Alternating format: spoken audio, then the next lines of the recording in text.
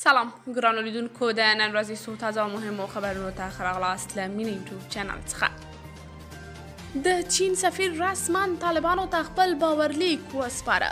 ملا حسن اخوند نن له غرمې مخکې د افغانستان لپاره د چین د نوي سفیر ښاغلي جاو شینګ باورلیک د یو لړ تشریفاتي مراسمو په ترڅ کې ومنه. د افغانستان لپاره د چین نوي سفیر په افغانستان کې پر خپل نوي ماموریت خوښي وښوده او ویې ویل دا زما لپاره د ویاړ ځای دی چې په افغانستان کې د چین د سفیر په توګه خپله دنده پیلوم. یاد دې وي چې دا لومړی ځل دی چې د کومې بهرني هیواد سفیر طالبانو ته خپل باورلیک سپاري. د تورخم دروازې په تړلو سوداګرو ته میلیونونه ډالر زیان اوښتی. د افغانستان او پاکستان د سوداګرۍ او صنعت ګډه کمیټه وایي په تیرو اتو ورځو کې چې د تورخم دروازه تړل شوې د دواړو غاړو سوداګرو ته میلیونونه ډالر زیان اوښتی دی. د دغه کمیټې لخوا په خپره شوې خبرپاڼه کې راغلي چې د کرښې دواړو غاړو ته په خوراکي توکو بار لارۍ ایساري دي او تر ډیره دغه توکي خوسا شوي هم دي.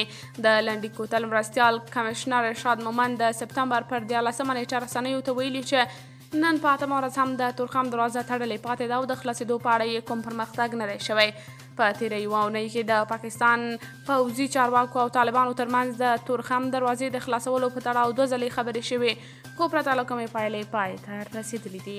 پاکستان وایي دا ځل مو د طالبانو حکومت ته وروستی چانس ورکړی. د پاکستان استخباراتي سرچینې وایي لا هم د افغانستان خاوره د دوحې تړون خلاف د پاکستان پر ضد کارول کیږي.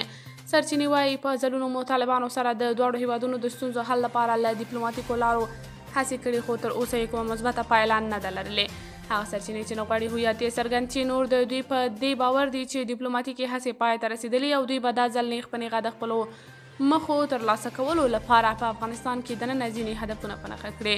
سرچینې زیاتوي دوی څو ځلې په کابل کې د طالبانو غوښتي چې په خپله خاوره کې د پاکستاني طالبانو ته ځای نه ورکوي او هغوی دې له خپلې خاورې وشړي خو وایي تر اوسه پورې دا کار نه دی شوی. دغه پټې سرچینې وایي اوس هم ټي ټي پي د افغانستان له خاورې پر پاکستان بریدونه کوي. د سرچینو په خبره که په کابل کې د طالبانو حکومت د ټي ټي پي په له منځه وړلو کې ګام وانخلي نو دوی به خپله لاس په کار شي او هغلته به بریدونه وکړي چېرته چې ټي ټي پي مرکزونه او پټن ځایونه دي. پخوانی لوی درستیز وایي وضعیت د کورنۍ جګړې خواته روان دی. د افغانستان د تیر جمهوري نظام وروستي لوی درستیز ویلي په افغانستان کې وضعیت د کورنۍ جګړې خواته روان دی. هیبت الله علیزي په هغه مرکه کې چې د هند انډیا ټوډې ورځپاڼې پرون خپره کړې ده ویلي چې طالبان پر ډلو ډلو ویشل شوي او افغانستان د بهرنیو تروریستي ډلو په خوندي ځای په بدلېدو دی.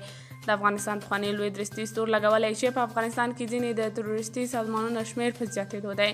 که څه هم د طالبانو د حکومت ویاندویانو د هیبت الله علیزي پر خبرو تبصره نه ده کړې خو تر دې مخکې یې په افغانستان کې د بهرنیو تروریستي ډلو موجودیت راپورونه رد کړي وو.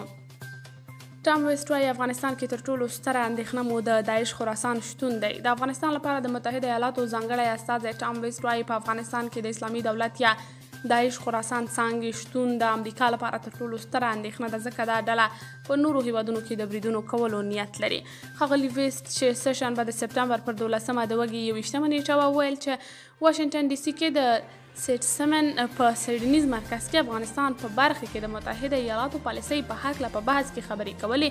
وویل چې په افغانستان کې د امریکا عمده هدف دا دی چې د هیواد یو ځل بیا د هغه ډلو د پټېدو په خوندي ځای بدل شي چې په متحده ایالاتو او متحدینو یې د برید کولو هوډ لري.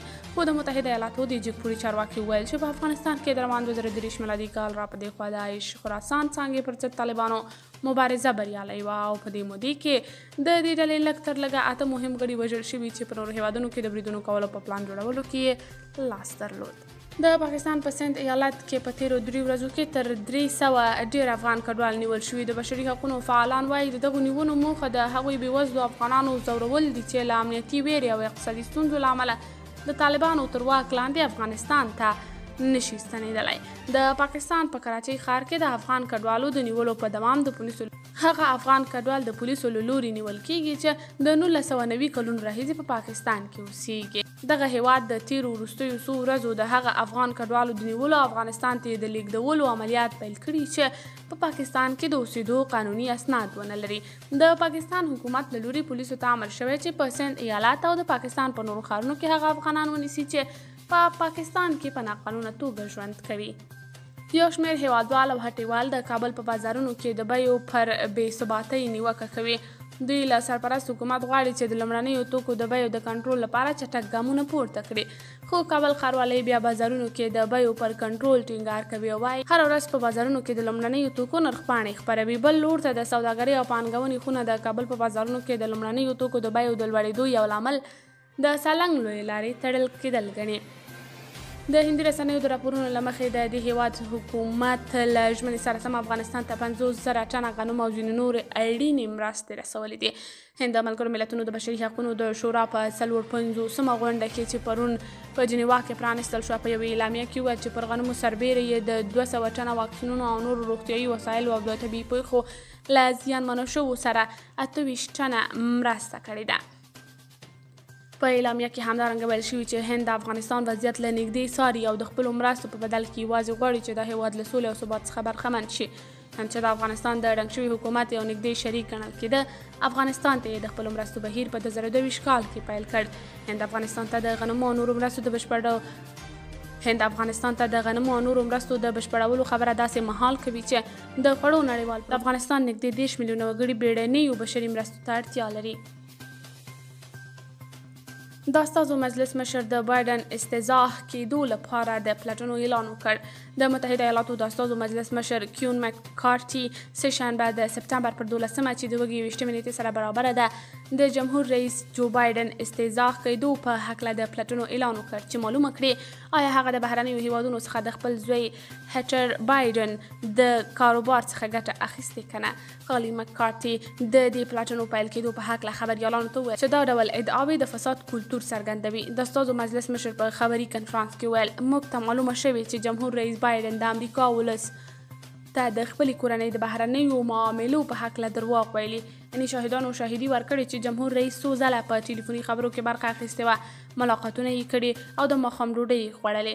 مکارتي همدارنګه وویل چې د همدې کړنو له کبله د جمهور رئیس بایدن زوی او د کاروبار ملګرو یې میلیونونه ډالر ګټلي او قیمتي موټر یې ترلاسه کړي دي. قدرمنو کتونکو دا د نن ورځې تر دې مهاله تازه مهم دقیق او وروستي خبرونه تر بیا نور مهم خبرونه راپورونه چې ستاسې درنه حضور ته در حاضرېږم. ټول الله مو سپارم د الله په امان.